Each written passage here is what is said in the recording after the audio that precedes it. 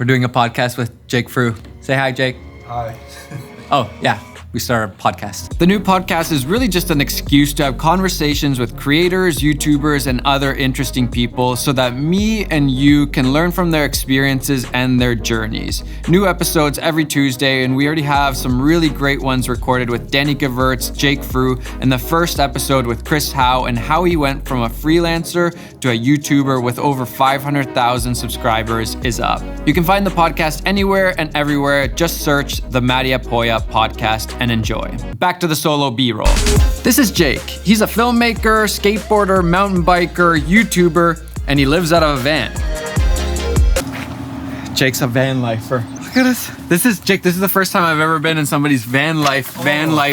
What do you guys call these? Is this your home or is this your van? How does this work? Man, I just call it the van. I feel like most people have names and attachments, but this is just the van. So give me the tour. Here's the most important part. Since we have company right now. Oh, this is my chair?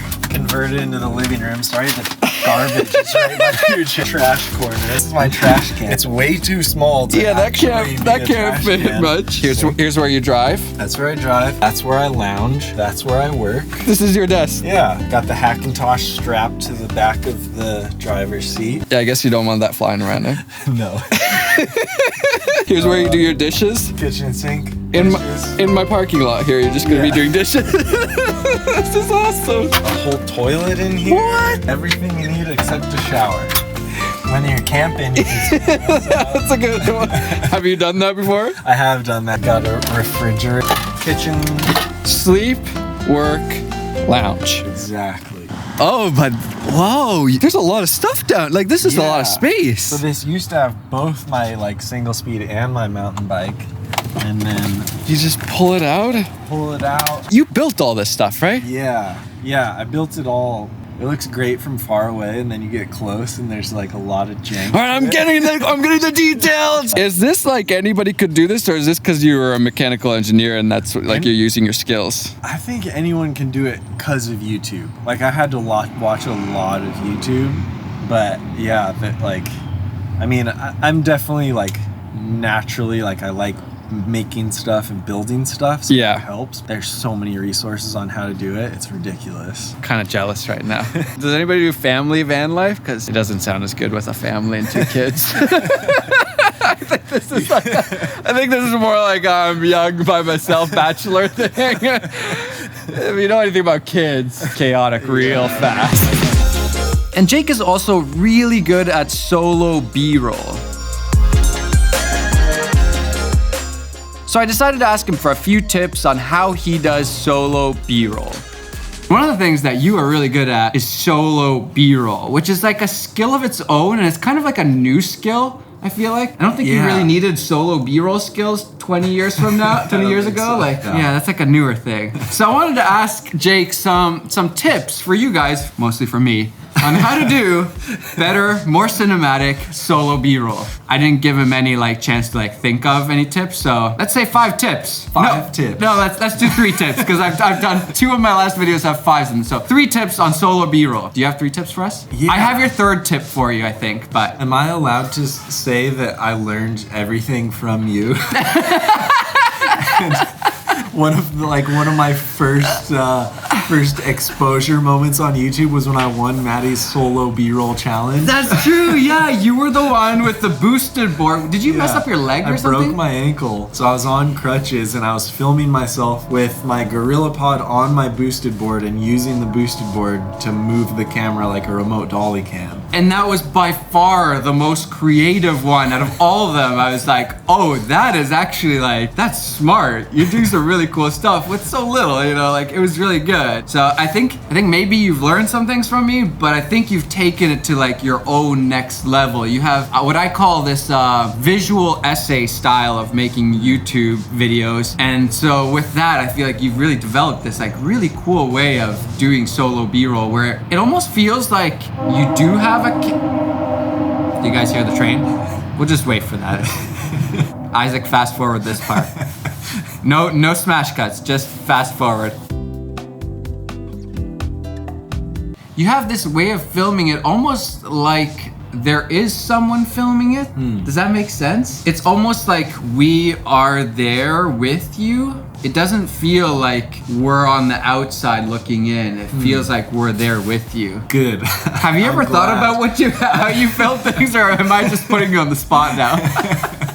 Yeah, no, I'm like, oh, I should have prepared. I mean, the first thing that is so huge is that composition is your best friend. 100%. And it's the most powerful tool you have. You're forced to use it as a tool because you're by yourself. But man, if you find good framing and you picture a place that you can like put yourself in that frame, that's so powerful to just show yourself experiencing the scene in a really beautiful composition. That's true. You do that really well, and I feel like Danny Gewurz does that really well, where it's like locked off shot, but the composition is just so nice. And then you guys just do your thing. You're doing your thing in the frame in there. Now the question is, how do you choose that? Like, how do you come up with those spots, or like how do you come up with where to put the camera? I do tend to get to a scene that I think is pretty and has good composition, and I think creating depth is probably how I choose a scene. Like if I'm just placing my camera, like say there's a spot in Santa Cruz where I filmed myself. So I've found a place where I can place my camera where there might be a little plant in the foreground covering a tiny bit of the frame, and then there's this cliff where I know I'm gonna walk on, and then there's the ocean behind it. So finding a place where you can almost get like 3 different layers of depth, and that way, as like another tip, is I can set focus to the point where I know I'll be standing, and then it's in focus, as long as you're in that area. Stand, So when you're van lifing, you're driving around, do you have a spot in mind, and then you get there, and then what do? Do you just like look around and you're like, oh, where's the light coming from? What's your process there? I think the process there is giving myself time to wander. Yeah. Because what you don't see in the videos is me going to countless spots that just don't work. I'm walking around and trying to film. Good. And so you might see a video of mine that has beautiful composition after beautiful composition, but there are equally as many, if not more, shots that just didn't work. But I was filming myself on the whole journey, like that spot might be good, I'm gonna try it. But I think part of it may be luck or persistence. That's really interesting, because I feel this, I'm sure a lot of you guys feel this, it kind of feels like everything you film has to go out into the world for some weird reason, even though we edit our videos and like you cut out all sorts of stuff, but for some reason it's like, I'm not even gonna try that because it's gonna be bad, and then like what you're wasting like data on your cards, like what difference does that make if you just try it out, and then you end up with 10 spots and 5 of them are super good, and then your video is way better because of that. Yeah, that might be a good. That's gonna be my second tip after composition. I feel like we're gonna have like 50 tips, but yeah, let's do the second tip. Second tip from Richie. If 1 is composition, 2 is don't forget to just smash record, even if it's not perfect, and especially if you're moving from scene to scene or something's changing. There's so many times where I've been like, I'm in a whole new place and I didn't document any of the change from part A to part B, and then I kick myself because I don't have even just ugly handheld vlog footage. The transitionary points are important. That it's really interesting, because a lot of times you think, oh, I need some like nice slow-mo B-roll or something, and meanwhile the more interesting B-roll would have been just you holding the camera getting in the van, and it's like kind of shaky and like it's like terribly like framed, but everybody knows that you just got in the van and like, okay, what's happening now? Whereas like the nice slow-mo B-roll shot, it might not be advancing the storyline in any way at all. A lot of times people's slow-mo B-roll isn't advancing the story in any way. Me included. That shaky, hectic, in between moments can really help make the beautiful compositions that much more powerful to have the contrast. What I think the third tip should be, I think nowadays filmmakers are way too addicted to camera movement. I think like, and I am so guilty of this. I'm so jealous of your shots and Danny's shots and how like it's just framed nicely. It's like on a tripod or something like that, and just looks good. And I always feel like, oh no, I have to do some movement here. I have to get on the one wheel and get some like moving shots, and those are cool too. But what you guys do is really nice too. And I almost fell into that on accident and then realized the power of a tripod static shot because I totally always thought a shot needed movement and something dynamic to be interesting. But then once I was like, well, I'm by myself, all I can do is sit on a tripod and shoot it. Yeah. And you're like, oh, that's actually better. Yeah. I like it more. And sometimes you can just add in a little zoom in post or zoom out in post, and like if you need a little bit of like that's enough. It's almost like a cheat or a hack trying to make something that has nothing to do with anything look cool or like, you know, fit somehow with some cool movement. Like I got a gimbal and I'm gonna like wave it around, but really it doesn't fit in the first place. And when you're taking the time to like frame one thing, it has to be pretty intentional, you know? You can't just like point it over there and walk by it, you know? Like, there's gotta be some like reason or point to you pulling over and setting up the tripod and getting that one shot, you know? How many tips have we done now? Is that 3? 3.5. Do you have a bonus tip? 75 tips on B-roll. That would be a great video title, though, right? Yeah. 100 tips. Let's make it 100 tips on how to film solo B-roll.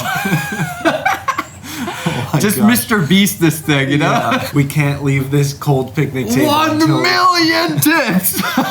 So, I will say one more thing I think is really interesting, how it's all feels like it's solo B-roll, but then sometimes I think you're cheating and you have somebody film you, right? Probably, yes. Like, for example, I remember the one shot of you, I don't know if it's just a reel, you had somewhere where you were like, it was like California or something, and you're going down the sidewalk. Skating. And somebody else is filming you clearly, unless you found some ingenious way, unless you have a boosted board on a remote or you're doing some insane drone work there. Yeah. You had somebody film that for you. That was the most coordinated. That was a 3-person shot. So there you that go. was the most coordinated shot I've ever done. But somehow it still feels like solo B-roll to me. It still felt like if you would, I don't know if you had it in a video, but if you put that in video, I wouldn't even assume that somebody was there filming you. I would just like, it's like that, I don't know if you've ever watched David Fincher's movies. He's got like a godlike camera that can kind of like move anywhere and see anything. Yeah. And that's our perspective. And that's kind of how I feel in your videos. It's like,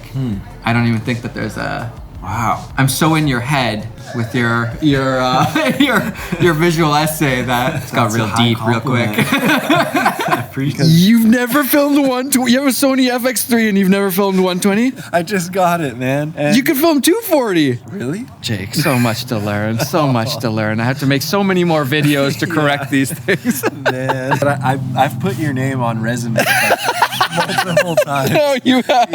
Yeah, if it's like a video related gig, for education, I've just put University of Matti, Haapoja. That is the biggest hack I've ever heard. Yeah. That's not legit. No, not at all. You're not gonna get anywhere.